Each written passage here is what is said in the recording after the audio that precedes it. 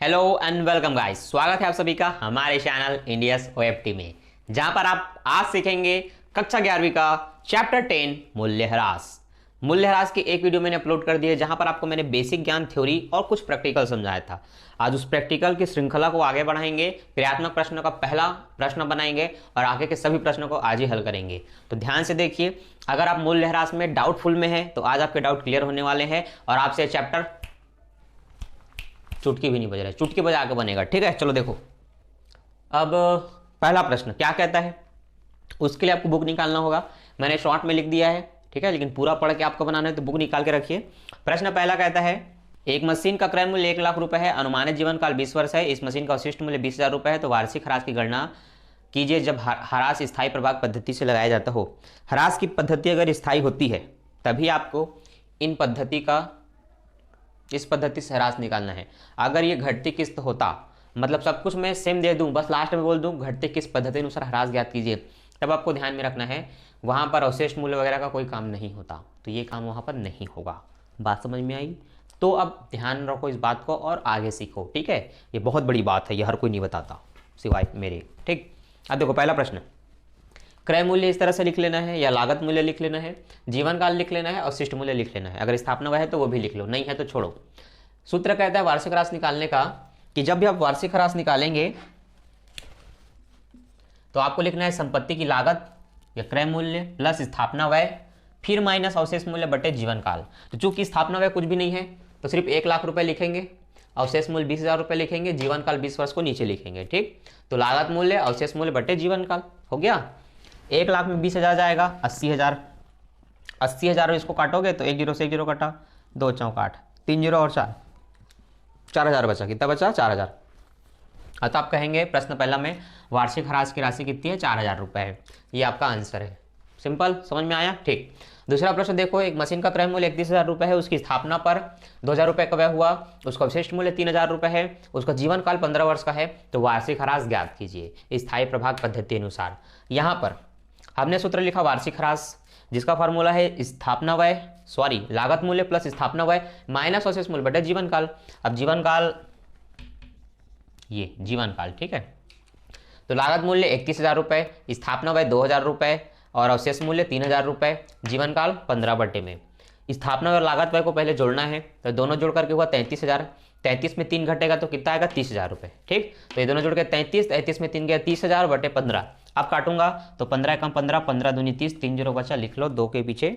यह आ गया आपका वार्षिक ह्रास की राशि 2,000 रुपए। ठीक, तीसरा प्रश्न, यहाँ पर आपको एक मशीन का शेष दिया था, दूसरा मशीन 1,000 का और खरीदा और अवशेष मूल्य दिया था 2,000 रुपए का।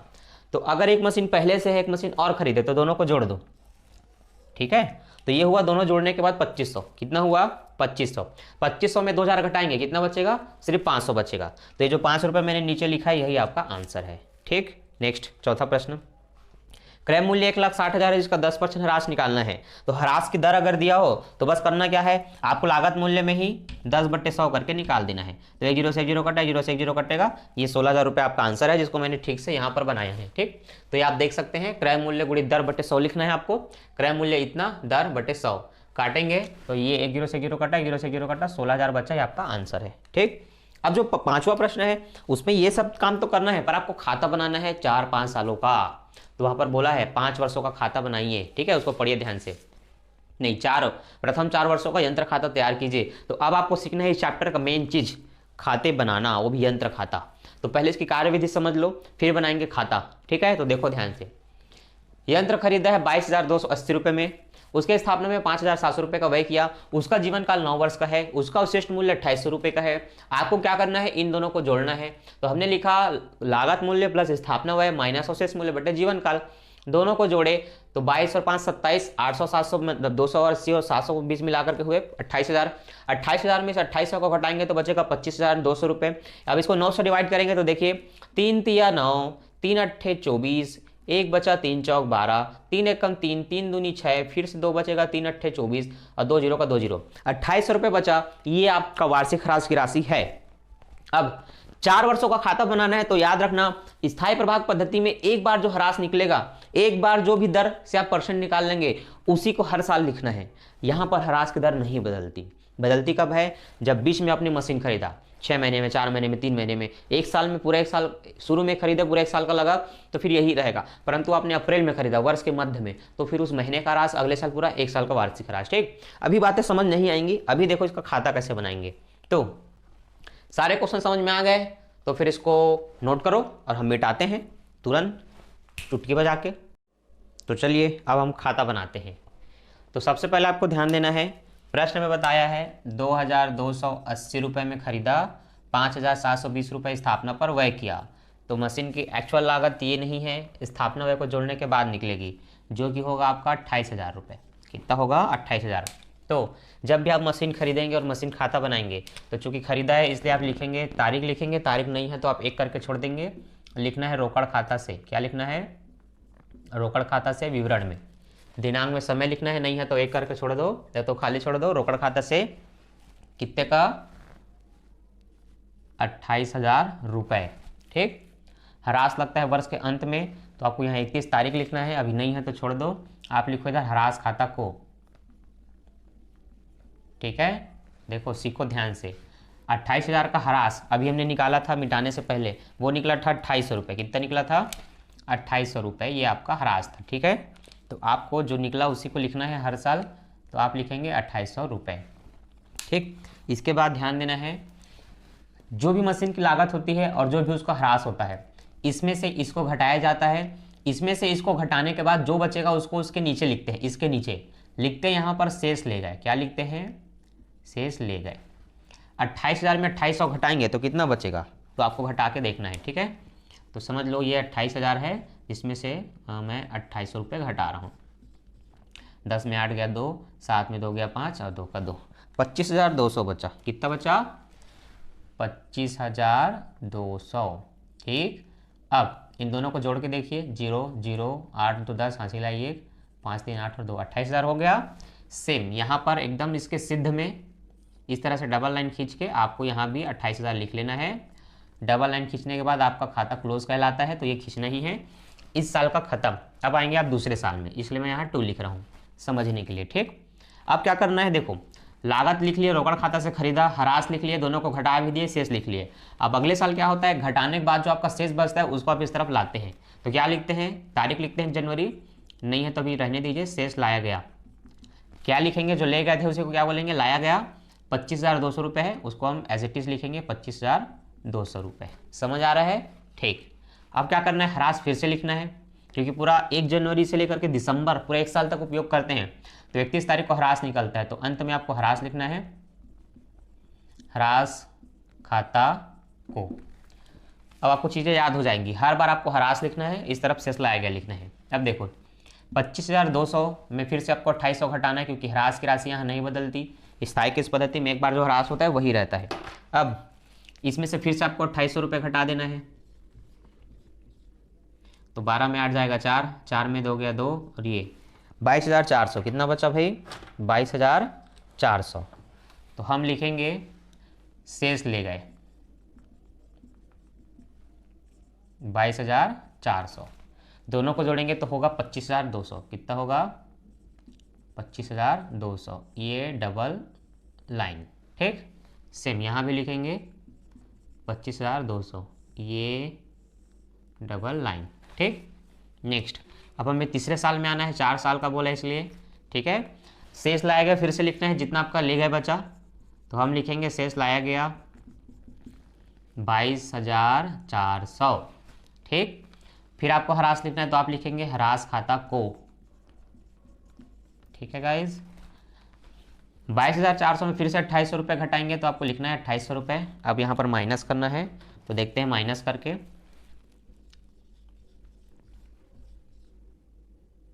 14 में 8 जाएगा 6, 11 में 2 जाएगा 9, 1 का 1। ठीक है, 19,600 रुपये। कितना बचा? शेष ले गए 19,600। लाइन खींच के नीचे डबल लाइन खींचेंगे और इसको क्लोज करेंगे, जोड़ेंगे तो कितना होगा? 2 0 से 2 0, 8 6 14, हासिल आई 1, 10 2 12, हासिल आई 1 2, 22,400 हो रहा है। यहाँ भी उतना ही होगा 22,400। क्योंकि 4 साल का बोला था, ये 3 साल का हुआ, 1 साल का और बनाना है तो ये चौथा साल हुआ। इस साल भी लिखेंगे शेष लाया गया 19,600 रुपये। ठीक है, अब लिखेंगे इस तरफ ह्रास खाता को,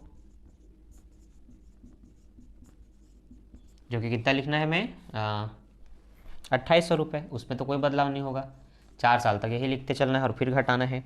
तो फिर से इसमें 2800 रुपये घटा दो, 8 में 16 में 8 जाएगा 8, 8 में 2 गया 6, ये 16,800 बचा। अब यही जो चौथे साल का शेष है वही आपका आंसर होगा, आप चेक कर सकते हैं। ठीक है, तो आपको लिखना है शेष ले गए 16,800 रुपये आए, घटाने के बाद जोड़ेंगे तो कितना हो जाएगा भाई, ये हो जाएगा 19,600। ठीक, इस तरफ भी लिखेंगे हम 19,600। ठीक है, अब देखिए 4 साल का तो बन गया। ठीक है, मैं लाइन और नीचे क्यों खींच रहा हूँ, देखो बताता हूँ क्या करना है। जितने साल का बोला उतने साल का तो बनाना ही है, तो कॉमन चीज़ है। ठीक है, आपको उतने साल का बनाना ही है, परंतु अगले साल जो भी होगा 3, 4, 5 जो भी साल होगा, 5वां साल है, उस साल का सिर्फ आपको शेष दिखाना है कि इस साल अब शेष कितना बचा, तो बचा 16,800 रुपये। ठीक, बस इतना कर देना है और आपका इस तरह से 3 वर्षों का, 5 वर्षों का, जितने भी वर्ष का आपको खाता बोले, आपका ये खाता तैयार हो जाएगा। तो आई होप आपको समझ में आ गया। करना क्या है, जितने का भी रोकड़ मतलब मशीन खरीदा, माल खरीदा, उस मशीन को आप बोलेंगे रोकड़ खाता से। जितने का भी मशीन खरीदा बोलेंगे रोकड़ खाता से। इस तरफ उसका ह्रास जो भी निकालेंगे पद्धति से उस ह्रास को लिखेंगे, इसमें से इसको घटाएंगे, जो बचेगा शेष ले गए। इस शेष ले गए को लाएंगे, फिर से ह्रास घटेगा, फिर शेष ले गए, फिर उसको लाएंगे, फिर ह्रास घटाएंगे, फिर बचेगा, फिर लाएंगे, फिर ह्रास घटाएंगे, फिर बचेगा, फिर लाएंगे, करते रहना है जब तक का आपको खाता बनाना है। ठीक, अब ये सबसे बेसिक लेवल का प्रश्न, अभी हम इसके एडवांस लेवल पे जाएंगे। ठीक, परंतु आपको ये समझ में आना चाहिए। समझ में आया? और देखते हैं नेक्स्ट प्रश्न, तब तक आप इसको उतारो। तो अब देखेंगे आप क्वेश्चन नंबर 6। ठीक, 5 तक का हमने बना लिया, अब हम पढ़ेंगे 6। 6 में क्या है देखिए, 6 में कहा है 1 जनवरी 2005 को 10,000 रुपये का मशीन क्रय किया जो कि 3 वर्षों के क्रय पर आधारित है। इसका अनुमानित अवशेष मूल्य दिया 1250 रुपये, तो 3 वर्षों का मशीन खाता तैयार कीजिए। बुक नहीं है तो ओपन कर लीजिए। ठीक, अब देखिए 10,000 रुपये में खरीदा, अवशेष मूल्य अनुमानित है 1250। ठीक है, दोनों को घटाए तो कितना बचा 9,750। यहाँ पर ध्यान देना है कि 3 वर्षों के क्रय पर आधारित है, 3 वर्ष का खाता भी बनाना है, तो यहाँ पर जो अनुमानित जीवन काल है वो 3 वर्ष है, जिसको नहीं बताया है। तो आपको इसको 3 से डिवाइड करना है। डिवाइड करने के बाद आपका निकलेगा 2,916 दशमलव कुछ आएगा, 0.6। ठीक है, अब यहाँ पर 0.666 रहेगा जिसको नहीं लिखा गया है। आपके आंसर में सिर्फ 2,916 लिखा है, तो आप वो लेकर के भी बना सकते हैं, परंतु 0.6 अगर आप यहाँ लिखेंगे तो फिर आपका जो शेष है वो सही आएगा, अन्यथा 2 रुपये एक्स्ट्रा आ जाएगा। ठीक है, बात समझ में आई? अब देखिए आपको लिखना है रोकड़ खाता से 10,000 में खरीदा, ह्रास खाता को 2,916 रुपये। ठीक, पता चल गया। 10,000 में इसको घटाएंगे कितना बचेगा 7,084 रुपये। शेष ले गए लिख करके, अगले साल शेष लाया गया लिखेंगे, 10,000 से दोनों में बैलेंस कर देंगे, खत्म। ठीक, शेष लाया गया लिखे, फिर से आपको ह्रास घटाना है 2,916 रुपये, घटा देंगे, घटाने के बाद जो बचा शेष ले गए लिखेंगे। इसके बाद दोनों को जोड़ेंगे 7,084 से खाता क्लोज करेंगे इस साल का। अगले साल लिखेंगे शेष लाया गया 4,168 रुपये। इस साल फिर से आप 2,916 घटाएंगे तो आपका शेष कितना बचेगा 1,252 रुपये। ठीक, यही आपका लास्ट साल का शेष है जिसको आप बस लिख देना है। अब आप ढूंढेंगे, ये आपको आंसर में नहीं मिलेगा। क्यों नहीं मिलेगा? क्योंकि देखिए एक आंसर बुक ले रहा है ये 2,916 जो कि दशमलव में नहीं है, लेकिन दूसरा आंसर वो दशमलव के हिसाब से ले रहा है जो कि ये नहीं है, पर यही रहेगा। अगर आप 0.666 करके घटाते हैं तो आपका आंसर आ जाएगा। ऐसा नहीं है कि ये आंसर गलत है, ये आंसर सही है, पर बात यहाँ पर ये है कि दशमलव के साथ घटाएंगे तब फिर वो बुक के हिसाब से आएगा, अन्यथा फिर आपका ये आंसर सही है। तो बात समझ में आई? ठीक, तो ये 6वां क्वेश्चन आपसे बन जाएगा।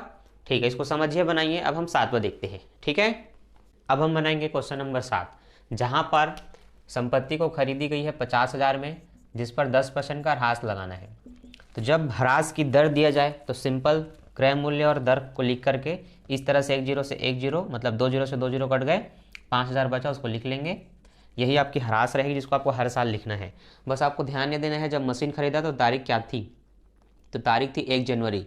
अगर जुलाई वगैरह होता तो फिर यहाँ महीने को काउंट करते, चूँकि नहीं है तो अभी आप ज़्यादा मत सोचिए, बस देखिए आपने खरीदा 50,000 में, तो क्या लिखेंगे रोकड़ खाता से। समय दिया हो तो समय लिखना है, तो दिया है समय 2011 1 जनवरी, तो आप लिखेंगे 2011 1 जनवरी। ठीक है। अब आपको 2011 में 31 तारीख को ह्रास लगाना है। मैंने बताया था ह्रास लगता है वर्ष के अंत में, तो हम ह्रास घटाएंगे। ह्रास खाता को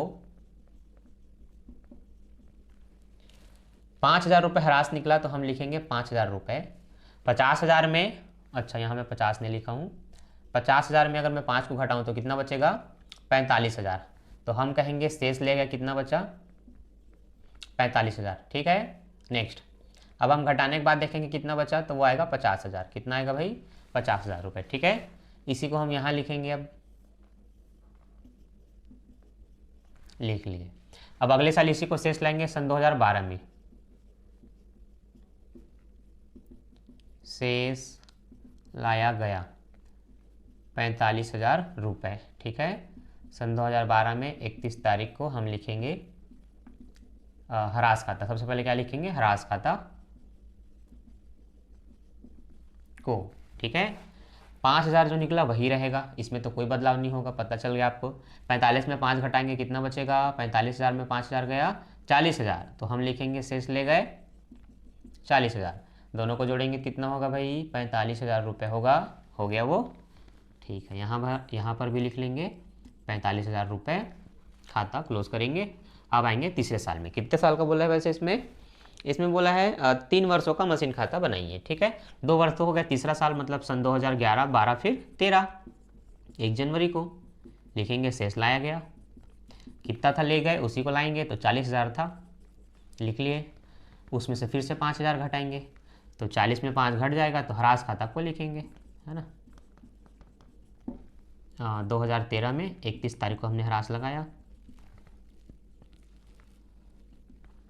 40 में 5,000 को घटा देंगे, तो 40,000 में 5,000 गया 35,000 रुपये, तो शेष ले गए 35,000 रुपये। अब इसी को क्लोज कर देंगे 35,000 रुपये को, मतलब दोनों को जोड़ के ये हुआ 40,000 रुपये। ठीक। यहाँ भी उसी तरह से अगर हम क्लोज करते हैं तो 40,000 रुपये से यहाँ भी क्लोज हो जाएगा। अतः आपका 3 साल का खाता बन गया। बस चौथे साल का आपको शेष दिखाना है, तो 2014 1 जनवरी शेष लाया गया 35,000 रुपये। ठीक, बस खत्म। अतः ये आपका आंसर है शेष। आई होप आपको समझ में आ गया। तो प्रश्न काफ़ी सरल होते हैं। अब आपको इसके ज़्यादा से ज़्यादा प्रश्न बना करके देखना है। आगे के प्रश्न मैं आपको पार्ट 3 में बताऊंगा। ये था पार्ट 2। आई होप आपको समझ में आ गया, अच्छा लगा। अपने दोस्तों के साथ शेयर जरूर करें, सबकी दिक्कत और डाउट को खुद क्लियर करें। वीडियो को देखने को बोलें और आप उनको बताएं ताकि आपका अभ्यास हो जाए। ठीक है। तो थैंक्स फॉर वॉचिंग, मिलते हैं नेक्स्ट वीडियो में, तब तक के लिए बाय।